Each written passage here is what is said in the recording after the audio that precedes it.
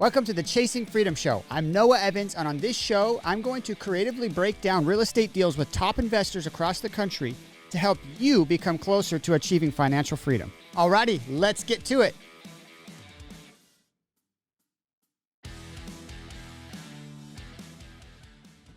What's up, guys? It's Justin Martin, and today you're tuned in for a real special show at the Chasing Freedom podcast. We got a very special guest, a legend in the building today, Eric Coe. Let's go. Eric, welcome to the show, brother. Thank you, man. Glad to be here. Absolutely, guys. So I met Eric again at the Maui Mastermind. You guys are kind of getting a real deep inside scoop on all the people invited out to that Maui Masterclass through Bigger Pockets. And Eric and I, we kind of hit it off, and then we reconnected again at this Salt Lake trip. We kind of reorganized for the group to meet up, and Eric and I just got deep into conversations about land and marketing and all sorts of stuff. So through that conversation, I was like, man, I got to have Eric on the show. We got to have you come talk to the guests, man. Yeah, for sure, man. It was fun. I mean, we were like straight down the mountain and talking real estate. It was cool, dude. Definitely like a core memory for me. So me too, man. Well, let's jump into like what got you into real estate and specifically your niche. Like, how did you end up on your niche? Yeah, that's so my background is I'm a creative director. I started an agency, after college. I went to school, got a degree in graphic design. And after college, I founded co-founded agency, advertising agency. So we're doing like, graphic design, web design, advertising, digital advertising, any kind of stuff, like marketing in general. And we built that company from ground up. There was only like three of us actually. And we grew the team to like 12. And within probably like 2 years. And so we were doing that for, I don't know, like 6 years. Well, for me, we have clients from, the city of Las Vegas, like all these different like local casinos and stuff like that. So that was really, really fun. But after year 6, I got kind of burned out. Yeah. I mean, like it's different, like, as a creative director, like graphic design, like I like to design things. I like to make things look nice, this and that, right? But after a while, when you start doing it for other people so many times, right, it gets kind of, I get kind of burned out. Yeah, And so I kind of exited my partnership, and I got a little money, not a lot, just a little bit for me to kind of find something else. And at that time, I had my son. I was like, I'm gonna take probably like 6 months off just to kind of think what I wanted to do. And I was like, I love coffee. So I started a little like online coffee business. And I was like, oh man, it's like the margins is not there. It's just so difficult to build this brand. And so scrap that. And I always wanted to do real estate, like even when I was, had my agency. And so I was like, what? I'm going to get into flipping houses, because like everybody's like, first step, right? And so I was like looking into that, researching, trying to understand like how to do it, because I have no idea. Like at that time, I have no idea. And I talked to my uncle. He's been a kind of like a mentor for me too. And he's been investing, in land for like the longest time. Like probably, I don't know, 20, 30 years. Wow. Like long time. Talk about the appreciation he's probably sat on some of those pieces, huh? Yeah, well, yeah, some of them, yeah, he does okay. And so I was talking to him. I was like, hey, I want to get into flipping houses. And he was like, have you considered flipping land? And at that time, I was like, land, like dirt, like it's so boring. Like, it's not even sexy, right? So what is that? Like, and then so he was like telling me, well, there's like these tax auctions, right? Like every county has tax auctions. And you look for these, like you can go to these, it's public, you can like now you can do it online, but before, you have to go to the county office and actually bid on the properties. And so, he was like, you know what? Have you looked into that? Because you can buy some undervalued properties, people who default, in the taxes and the county takes them back, and you know what I mean? Right. Yeah. And so I started doing that.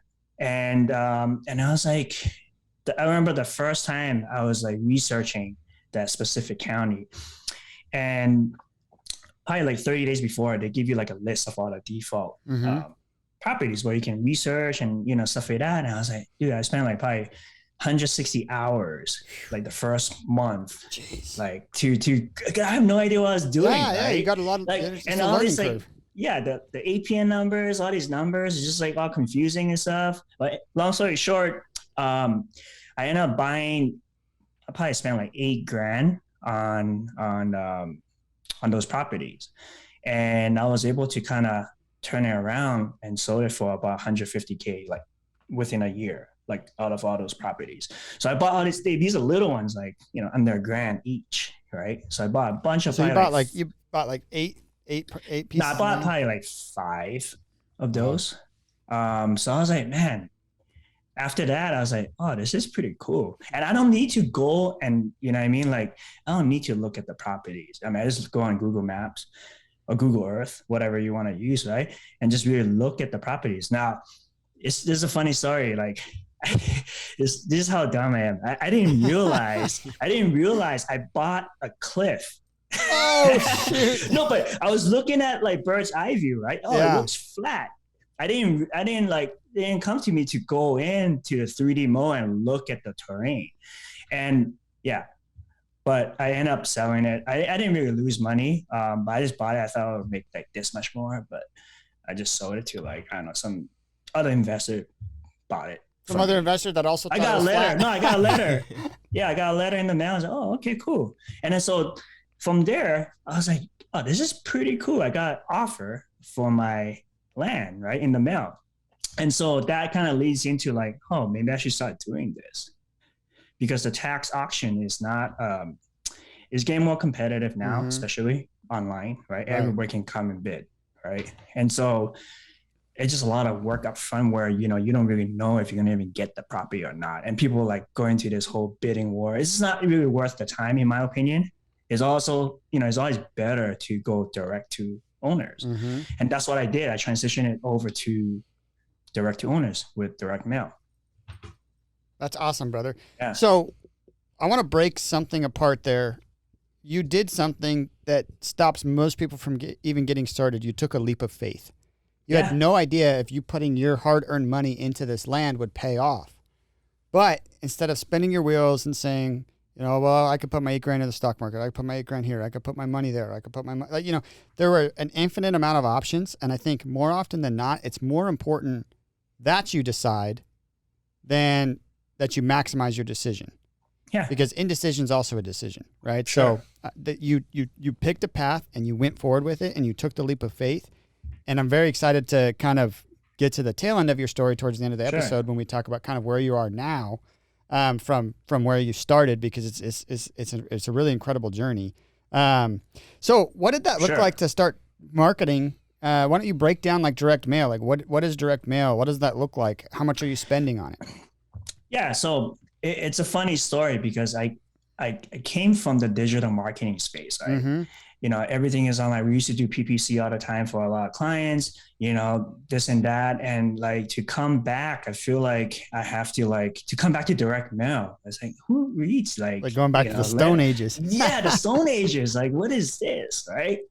But it works, And the reason why I kind of go back to direct mail is because if you look at like the counties, like wherever you invest in, every county will have a list of tax records. It's public records. Anyone can request that information, right?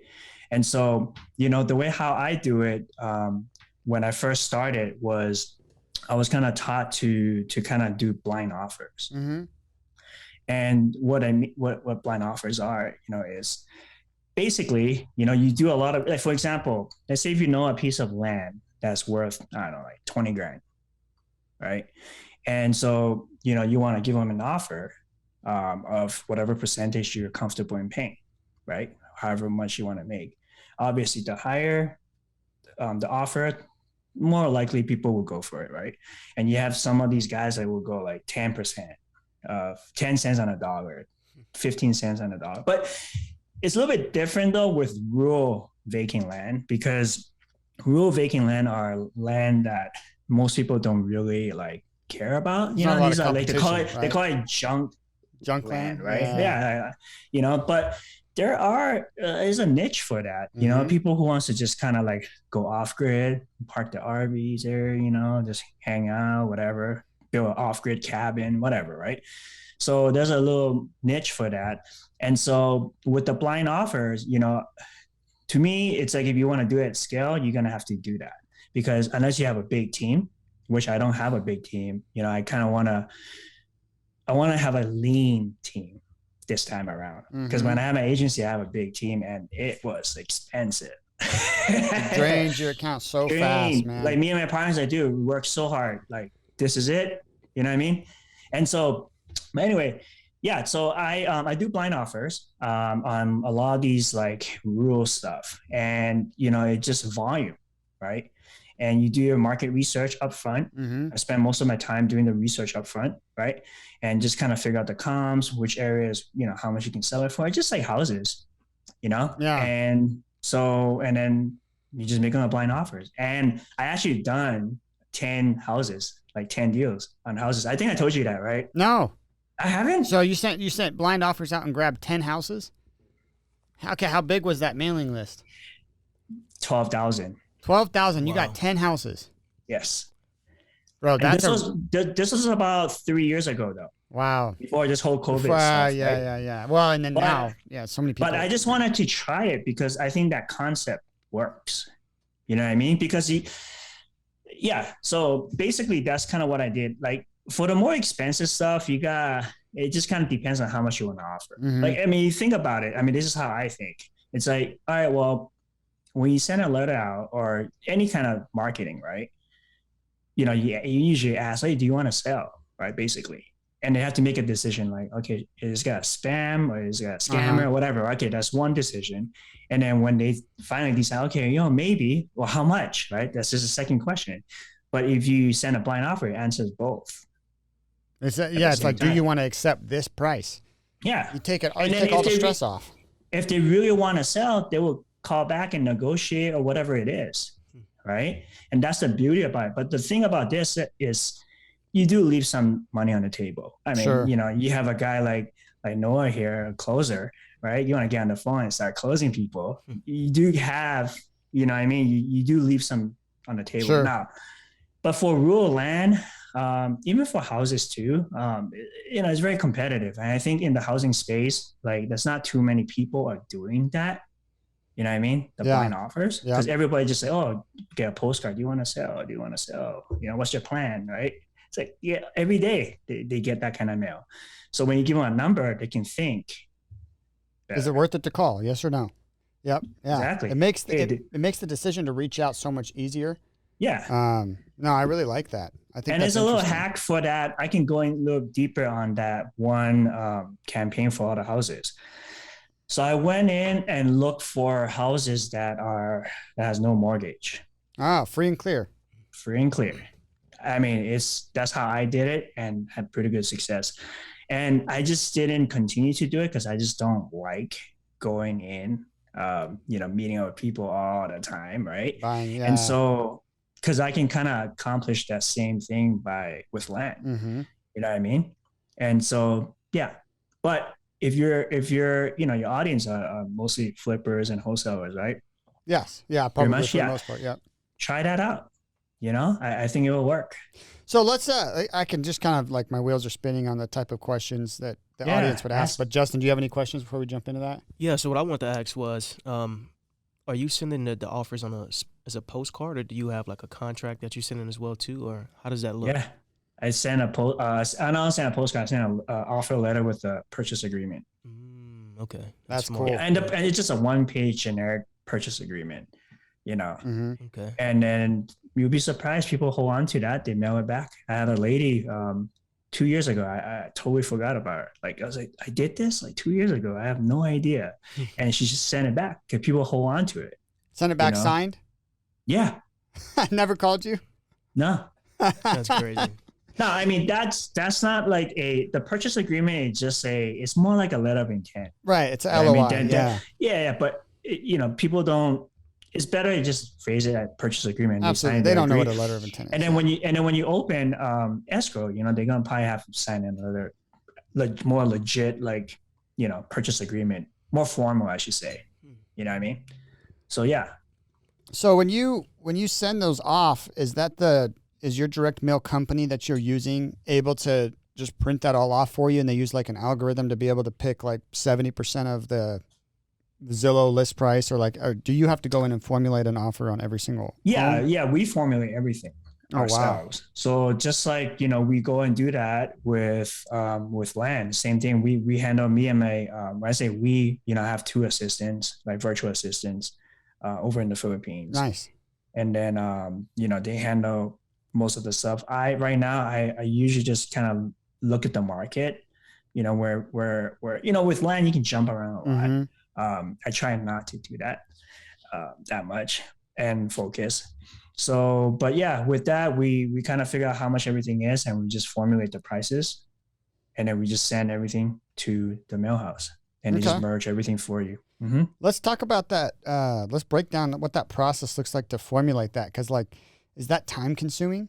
It's very time consuming. I spend most of my time. Yeah. How big are the campaigns you're sending out? Like, are you doing like 200 letters at a time? And then like, you're sitting down, that's your week. Like, you're going to formulate a price on all 200 of those properties? For houses or for land? For land. For land? Yeah. For land, you need to send a lot more. Oh, really? Okay. Like, how big, like how big is the campaign? My minimum is about like 2,000, 1,500 to 2,000. And you're hand picking the values on 2,000. No. So when you blind offers, it's very difficult to, it's more like a talking point. Yeah. Right. It's not a set in stone, like type of, sometimes, if they sign it, right. It's in stone. Yeah. And that's great. Of course you want to offer the price where you're, if they say, yes, you're willing to buy, mm-hmm. but everything is all negotiable, because if you do your due diligence, if like this dirt doesn't have access, right, it's on a cliff, landlocked, then obviously, I can, maybe I can sell it to like a rock climber or something. Yeah, but right. You know what I mean? But most people would not buy that. Like, you know what I mean? And so with that, you can only like do so much. You can spend as much time as you want, right? With land, you can just like, okay, well, you can go for the zip code, you can go for the subdivisions, mm-hmm. you can go for this county. If you know your market, the county is like, okay, well, you can get X per acre here, then you just do a blind offer. It's just a general, you can go, it just depends on how much time you want to spend. Yeah. So, this method can apply to houses too. Okay. Right? And the way how I think is always reverse engineer mm-hmm. things. So if you know your ARV, right, then you just kind of backtrack and just kind of figure out your price per square foot. Yeah. Right. How much you're willing to pay. Now, you're not going to know the condition of the house, right? But you want to go at a point where, assuming there's like a full rehab, gut, right? And so same thing with land. I will go into a county and look at how much I'm willing to pay per acre or per square footage, right? Okay. And just kind of go at that. And then that's how I formulate the offer price, the buying offers. Oh, I see. Okay. So what you're saying is that like, you'll go do your market research and you'll say, mm-hmm. hey, this land in this area of Las Vegas goes for $100 an acre. So now if you have a 5,000 acre piece, well, it's 5,000 acres at $100 an acre. There's your blind offer. Because you're going to get 20, 30% more for that when you go to sell it. Okay, so it's just a formula. That makes sense. Yeah. Not $100 in Vegas is nothing. Yeah. That's probably prices in like 1970s, but it's funny because when we talked in Park City, you got me super excited. There's a particular neighborhood that I was targeting already, and what we ended up doing is we had already done a flip in that neighborhood, and so I had some of the metrics for that area already. I knew what my property would be worth in the end. I knew how much I spent on rehab for like a general type of it wasn't anything crazy, and I knew what I picked up my property for. So what I did is I went and pulled a more of a niche list of everything that kind of aligned with exactly what I already owned. Sure. And then we pilot tested it, and we just took, because it was a house, we did a formula of a price per square foot and Zillow's recommended, whatever it's called, Zestimate. Yeah. And then we averaged the two of them, and then we took 70% of that, and that was our blind offer price. So the spreadsheet formulated it all, right? It's like boop, boop, boop, boop, popped them Yeah. all out. And then what we did is we sent one of our guys in and we said, hey, let's see how accurate this is. Go comp. We did it with like 40 properties. We're like, go comp these 40 homes Yeah. and see exactly what you actually think we could pay versus what this little algorithm type thing we just built could actually is saying we could pay. And if it was close, we just wanted 90% Sure. accuracy. So as long Yeah. as 90% of the properties, the blind offer would work, we were going to do the mailing campaign. Yeah. And it was close. It was like 76 or 80% accuracy.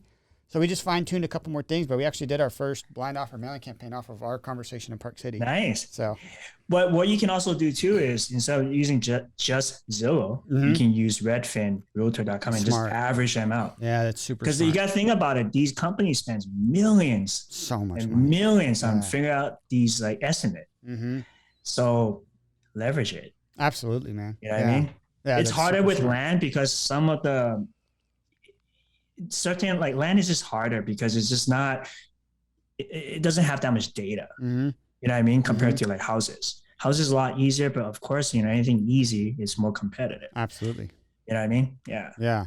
So would you say your success in this particular niche is due to your talent for like data analytics and being able to pull up your own data and create your own little market analysis on these pieces of land? I mean, I think so. I mean, I don't look at myself as a data analyst or anything. You know, I mean, like, I just think it's important to just like understand something. And it's common sense to me, right?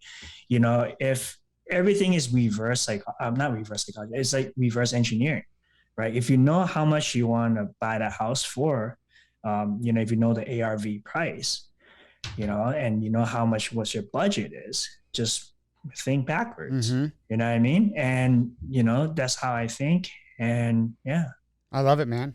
Well, let's. I think I answered a question. No, that was good. That was perfect. I want to paint the picture, and we've been kind of like holding off on revealing like what's your volume and your company looks like now. Give us the picture of like how many deals are you doing now? What's that flow look like?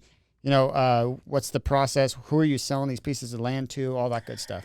Yeah. So when I first started, I used to do everything myself. Mm-hmm. Like I would buy the property, I would sell the property, I would just list it on like landwatch.com, all these different sites, even Zillow too, right? But probably the last year and a half, I transitioned that to just focus on acquisition. Mm-hmm. Because I want to scale the acquisition side of things. And to me, what I'm really building here is not just like I'm a land guy, I'm a house guy. It's really just a marketing machine that I'm trying to build where I can funnel any type of assets. Could be commercial, could be anything, could be industrial into this machine, right? Qualify them and get leads. And so what I'm doing now is we do about 2 or 3 deals a month. We close about 2 or 3 deals a month, average about netting 10 to 20K. So it's pretty good. I want to scale that up to 10. That's my ultimate goal. I'll be super happy if I can. I think there's a lot of people that'd be just happy doing one 10K deal a month. Absolutely. Yeah. No, for sure. And when I first started, I didn't go for the 10K deal, right? You start off small, but what shift my mindset is like, if you want to make more money, you do bigger deals. Absolutely. It's the same effort, same stress, same energy. So I shifted that. And who knows, maybe a year from now, let's do it $100,000 deals, right? Mm-hmm. You know what I mean? Yeah. So yeah. Because it's all margins, right? So it's like, okay, you can't expect to make $10,000 on a $10,000 piece of land, right? You're doubling the margin, right? So, but instead, you're talking about, you go into maybe a little bit higher price point area, and you're looking at land that you're going to buy for $1 million. Sure. Well, a 10% margin on $1 million deal would be $100,000. Yeah. So that's not bad. Yeah, Right. that's great, right? But so it's just like it's all in the realm you plan. It's all zeros. Yeah. And It's also about like the reason why I like land is because the cash on cash return is a lot higher. Mm-hmm. You know what I mean? Like for houses, you have to, I don't know, let's say you buy a $150,000 house, you got to get the 150K, right? Versus, land, you can easily buy anything under 20 grand. You can flip it. You can double your money.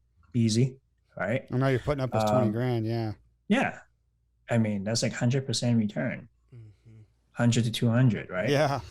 But the amount, it's all volume, Mm-hmm. right? And that's the hard part is, this, to how to scale this up, right? Efficiently. And that's kind of where I'm at now, is like where I want to scale this up to 10. Well, I used to think like, okay, 10 deals a month, do 10,000, net 10 per 10 deal. Mm-hmm. I mean, for each deal. And I was just like, wow, that's a lot of work to have that like consistently, right? And I was like, what if I just do like 250K Deals a month. Yeah. a month, right? It will take more mailers and stuff to find those deals, because the higher the dollar amount, you need more mailers. There's more volume involved, right? And so yeah, So that's kind of where I'm at. Are you only focused on, is your only marketing channel mailers? Do you do any cold calling, any texting? I do texting too. Yeah. Texting and mailing. Which one has a higher return for you? Mailing is more consistent. Text message is faster. You can get the answer quicker. So I think it's a mix. It really depends. Like, I don't really know the exact metrics, and this is something that I'm working on to keep track of it. Really, really try to be as good as I can. I can tell you mailers, I can do, it depends on where the county is.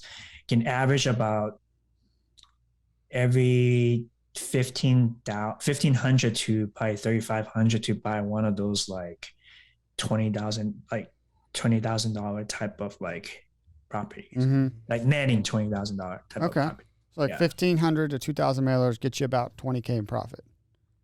35. 35. Okay. 3,500 mailers. Get you about 20K in profit. Give or take. Yeah. Depending on which county. What I love about this, sorry, I didn't mean to cut you off. I just got excited.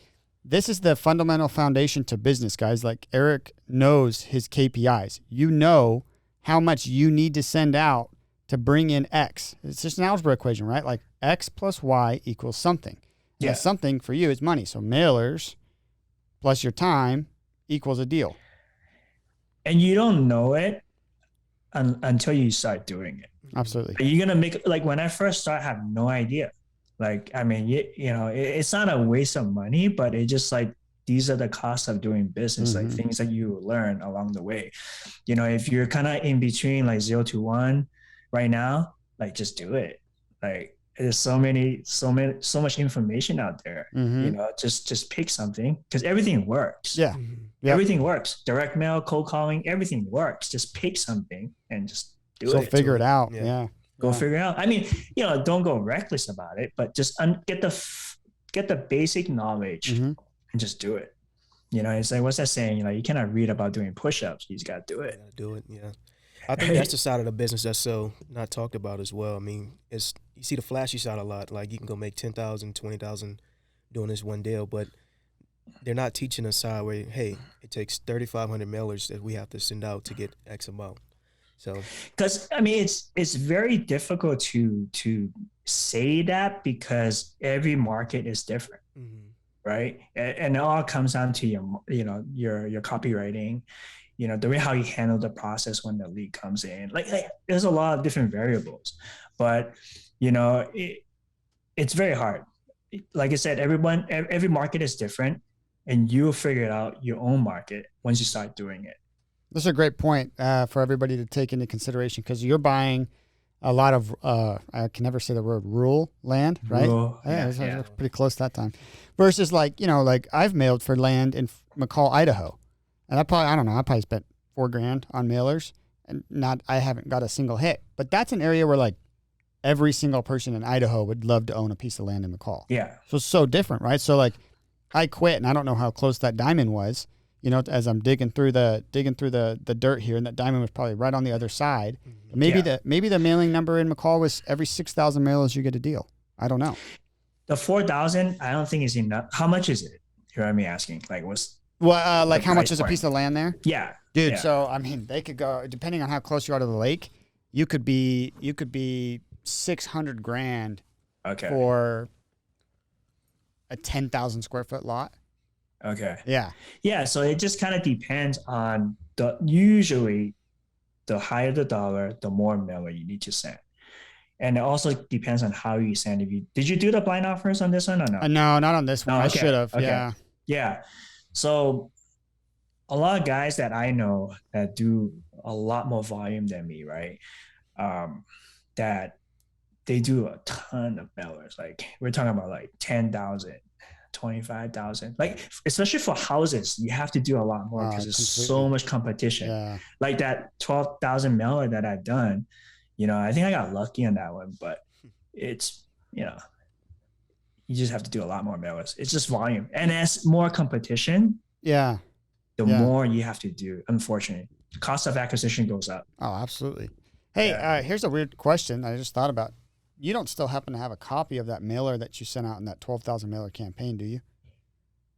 I might. I can look it up. If you have it, let's take a picture of it. We'll throw it up on the Chasing Freedom website, and then anybody listening that wants to see what your postcard looked like that got you that result. Yeah. If you're okay with that, of course. That would add a ton of value. So yeah. And I think a lot of it too is it's not just the mailer. Like it's also, like I said, you can get the leads. Like I don't think that's the hard part. You know what I mean? If you do enough, if you send enough mailer out, you will get calls. Right. Right.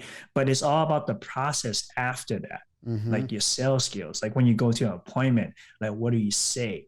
Like, you know what I mean? Like just all these little different things that you have to apply, because I'm sure if I can send you a lead, Noah can close it right there. Actually, Justin's the closer. Justin. Okay. Justin will close it. Yeah. No, but you get what I'm saying, right? Yeah, absolutely. But if you send someone like, I don't know, like my sister, hopefully she's not watching this. I'm sending it to her, man. Yeah. And then it's just like, oh, I don't know. Like, you know what I mean? Like it's just different. You gotta have that skill set once you get the call. Right. Like to me, the lead gen part is pretty simple. You just have to do X amount, right, of mailer or text message or cold calling. Once you reach that amount, leads will come in. And it's just a matter of how good you are to close. Yeah. Yeah. So that's probably like a different skill set than the actual marketing side. You know what I mean? What are some things that you did to master that skill set? Podcasts. YouTube. Yeah. Yeah. And, before my creative director agency days, I worked T-Mobile. There you go. For 10 years. I was just part-time. Eric, did you start working at 9 years old?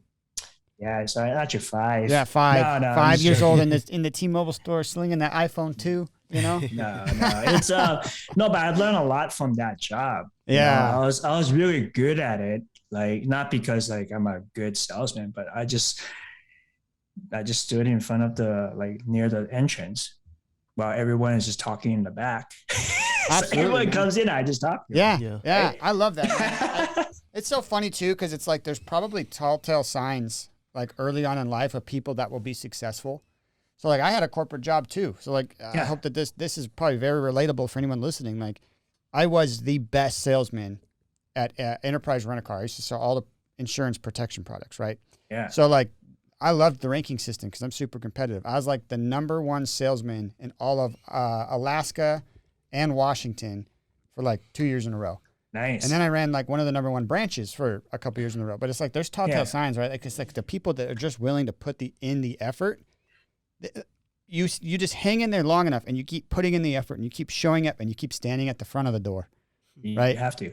And that's how you win. And it's the same thing with real estate, right? Like you kept going, you kept sending the mailers, you kept hopping on the phone, you kept educating yourself, and it got you to a point where now you're consistently producing $30,000 to $60,000 a month selling land. It's super impressive, and it's very attainable for anyone listening. Like Eric's giving you guys literally the blueprint to go do what he's doing. Just don't go do it in his market. No, I'm just kidding. No, it's okay. I mean, it's a lot. They're going to have a hard time. Yeah, it's absolutely. There are 3,000 plus counties in this nation.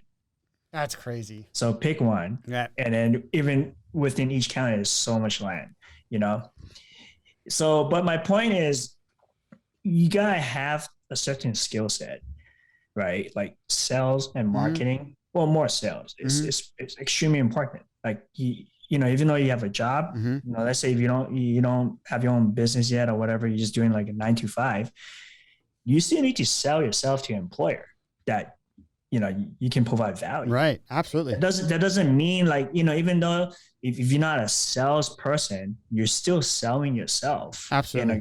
To your boss, right? Why they should keep you and not fire you. Mm-hmm. You know what I mean? Yeah, absolutely. So everyone is a salesperson, right? In my opinion. I love it, man. Well, dude, this has been a super fun episode. We're gonna move into the tail end of the show here. Sure. And what we're gonna do is we're gonna pick your brain on 4 specific questions that we love to ask our guests. And again, shout out to Justin for coming up with what I think is probably the best one. You want to take this over? Yeah, absolutely. So So let's say tomorrow you woke up and you lost everything, every single thing that you have, but the only thing that you kept was the knowledge of everything that you learned over the years of buying and flipping land. How would you get back to where you are right now? What I would do is I would drive for dollars. I would drive around. Do I have a computer? Yeah, you can have a computer. Yeah, you have a computer and a cell phone then and I a car. need to drive for dollars. Yeah. Okay. So I will go online and look at the different areas where I want to buy. And you don't have any. No internet? No, I'm just kidding. I was like, what the hell? This is the Stone Age. Give me a computer with internet. No, you have just a spreadsheet. Yeah. Okay. All right. So I'll go look at where I want to buy, how much I want to pay. And here's the thing too, like I'm not going to look at how much I can afford because I don't have anything, right? Mm-hmm. That doesn't matter in real estate. I'm sure you guys know this. Like don't think about how much you can afford to pay for a property because you can find investors. You can do seller carry, right?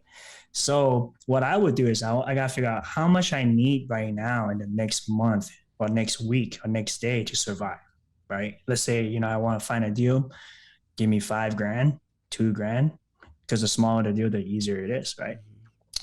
Well, it's not always completely true. Sometimes it's more hand-holding for, but let's just say I want to have $5,000 for the next month, so I don't have to worry about it, right? So I will go and find deals that I can make $5,000.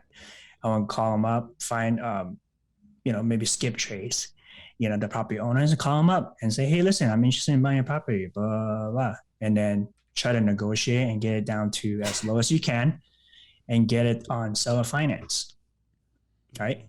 Where, the owner will carry the paperwork, right? And I'll go and try to sell it. I like that, man. No, that's super helpful. You want to hit him with the second question? Yeah. All right. So what's your idea of chasing freedom? That's a good question.